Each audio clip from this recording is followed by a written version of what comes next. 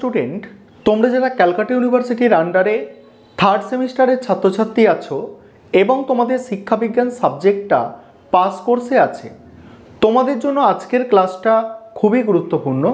আজকের ক্লাসে একটা মক টেস্টের প্রশ্নপত্র নিয়ে আলোচনা করব। আশা করি এই মক টেস্ট থেকে 60%-এর বেশি প্রশ্ন তোমরা পরীক্ষায় কমন পাবে। তোমরা মক টেস্টের প্রশ্নপত্রটা দেখে নাও।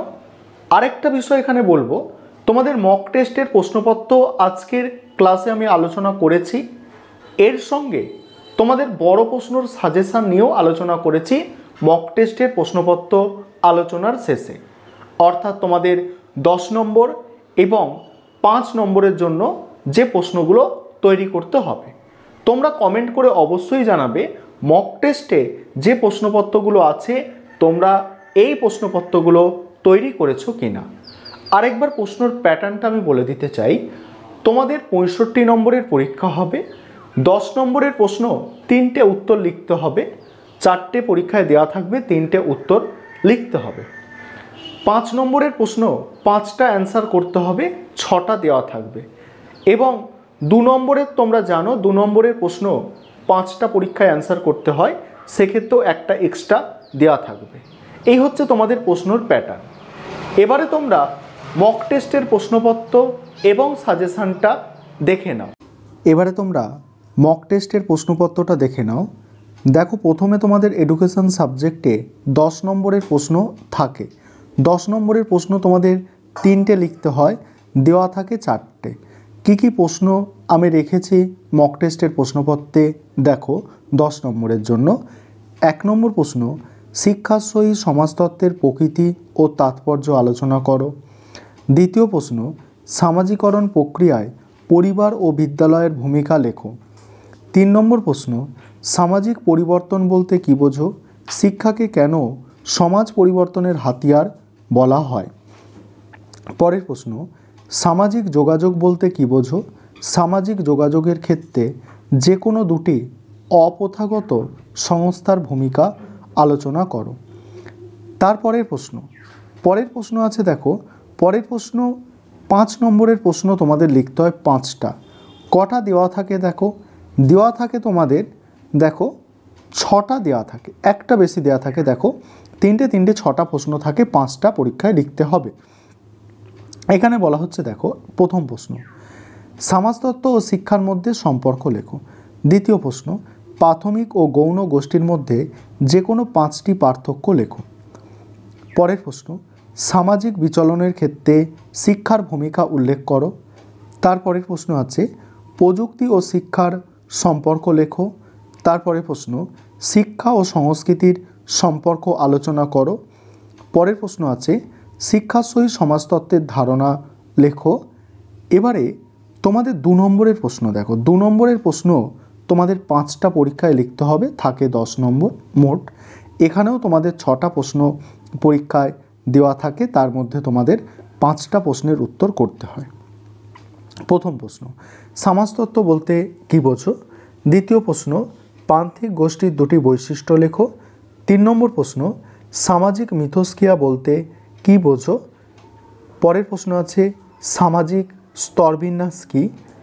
তারপরের প্রশ্ন, সামাজিক যোগাযোগে সংবাদপত্রের যে কোনো 2টি সুবিধা। পরের প্রশ্ন, সামাজিকীকরণের অর্থ লেখো।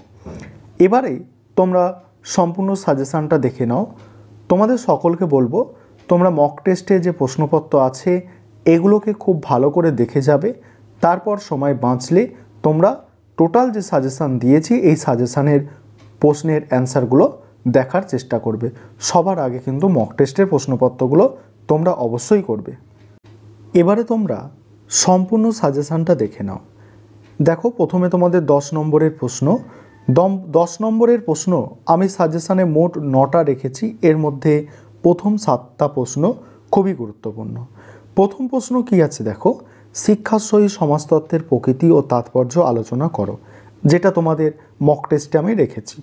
পরের প্রশ্ন, বর্তমান পরিস্থিতিতে সামাজিকরণ প্রক্রিয়ায় পরিবার ও বিদ্যালয়ের ভূমিকা, এটাও মক টেস্টে ছিল।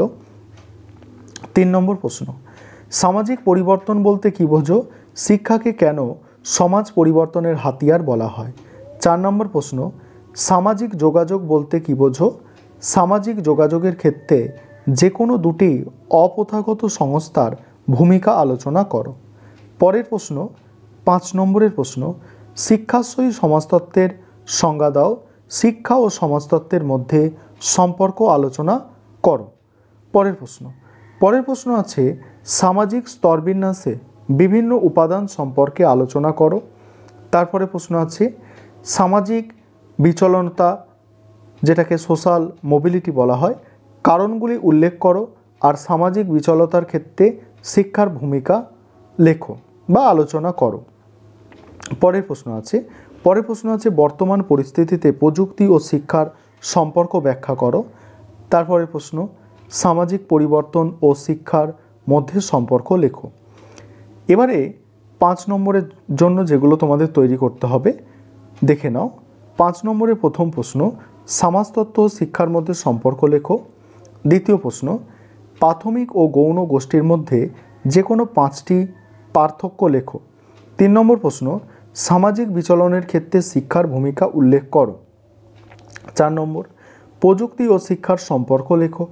5 নম্বর, শিক্ষা ও সংস্কৃতির সম্পর্ক আলোচনা করো। 6 নম্বর প্রশ্ন, ধর্ম ও শিক্ষার সামাজিক সম্পর্ক বলতে কী বোঝো? 7 নম্বর, শিক্ষার সহিত সমাজতত্ত্বের ধারণা লেখো। এবারে তারপরে কি দেখো, তারপরে প্রশ্নগুলো দেখো। এখানে 15টা প্রশ্ন আমি 5 নম্বরে রেখেছি। তার মধ্যে প্রথম 10টা প্রশ্ন সবথেকে গুরুত্বপূর্ণ। পরের প্রশ্ন, সামাজিকীকরণে বিদ্যালয়ের ভূমিকা। তারপরের প্রশ্ন, শিক্ষাকে সমাজ পরিবর্তনের হাতিয়ার বলা হয় কেন? তারপরের প্রশ্ন আছে, সামাজিক স্তরবিন্যাসের প্রকারগুলি লেখো। পরের প্রশ্ন আছে, শিক্ষার ওপর অর্থনীতির প্রভাব সংক্ষেপে লেখো। নেক্সট প্রশ্ন, প্রাথমিক গোষ্ঠীর বৈশিষ্ট্য, 5টি বৈশিষ্ট্য। পরের প্রশ্ন আছে, সামাজিকীকরণে পরিবারের ভূমিকা আলোচনা করো। তারপরে আছে, সামাজিক স্তরবিন্যাস বলতে কী বোঝো? শিক্ষার সমাজতত্ত্বের পরিধি লেখো। এই হচ্ছে তোমাদের টোটাল সাজেশন।